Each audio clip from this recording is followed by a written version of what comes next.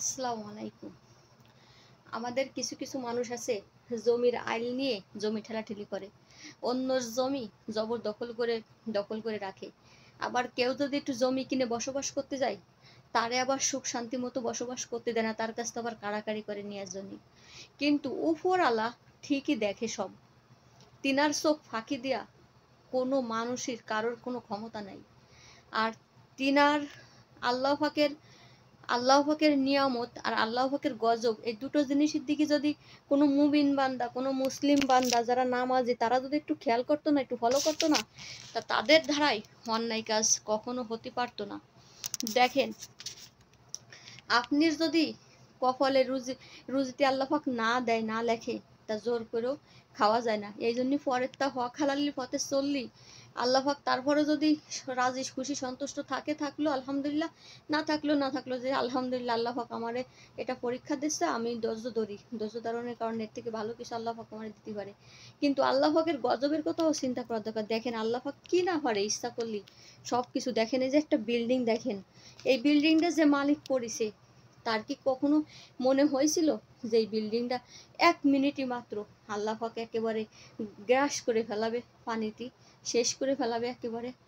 এই বিল্ডিং এর মালিকটা যে করছিল এই বিল্ডিংটা, দেখেন প্লাস্টার করে পারি নাই, বাড়িটা এখনো ঠিক করে পারি নাই, তারপরে দেখেন পরিস্থিতির অবস্থা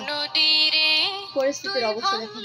আমার ঘর তোর কিনারে থাকতাম, তুই করলি আমায় সকাল দুপুর সাঁঝে তোর কিনারে বসে, সকাল দুপুর সাঁঝে তোর কিনারে বসে করতাম কত গুণগান তোর। ভাঙলি আমার ঘর, তুই করলি আমায় পর, ভাঙলি আমার ঘর, তুই করলি আমায় পর, তোর কিনারের মাটি দিয়ে।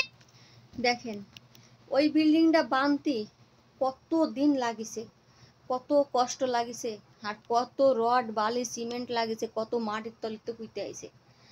আল্লাহ তাআলা খালি বলি নাই যে দুনিয়ার পরে তোমরা যতই শক্তিশালী বাসা বাঁধো না কেন, আমার কাছে একটা মাকড়সার জালের মতো। যেমন একটা মাকড়সার জাল দিয়ে এরকম আঙ্গুল দিয়ে টান দিলে সমস্ত জালগুলো ভাঙে খসে যায়, তেমন আল্লাহর কাছে এই দুনিয়ার বাসা বাড়ি সব একটা মাকড়সার জালের মতো। তাই আমরা করি এত অহংকার। দাফে দাফে আল্লাহ দেখাচ্ছে চোখের ভিতর আঙ্গুল দিয়ে যে দেখ বান্দা, আমি সবকিছু করতে পারি। বান্দার লাগিছে কতদিন ওই বিল্ডিংটা করতে, আর আল্লাহর লাগিছে এই ভিডিওটা কয় মিনিট করছে? 1 মিনিটও না, 10 সেকেন্ডের ভিডিওটা।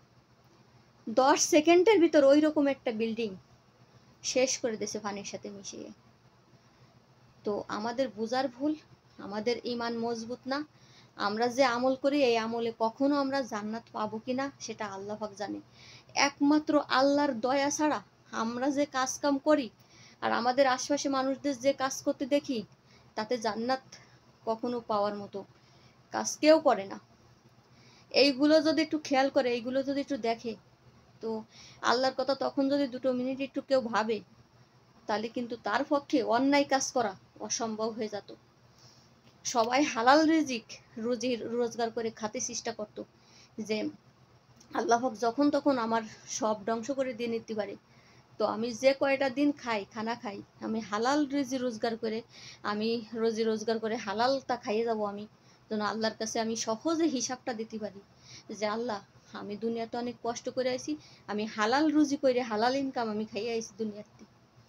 তো হারাম টাকা দিয়ে তালার পরে তালা করে ওই হয়তো পানিতে খাইয়ে নেবে, নয়তো আল্লাহর গজব দিয়ে সব শেষ করে দেবে, না সব কিছু থুয়ে অন্য মানুষ বক দখল করবে, কবরে সায়রা থর নিয়ে চলে যেতে হবে, বড় অসহায় হয়ে যাওয়া লাগবে কবরে। তো এই কথাটা মাথায় রাখবেন, বড় অসহায় হয়ে কবরে যাওয়া লাগবে।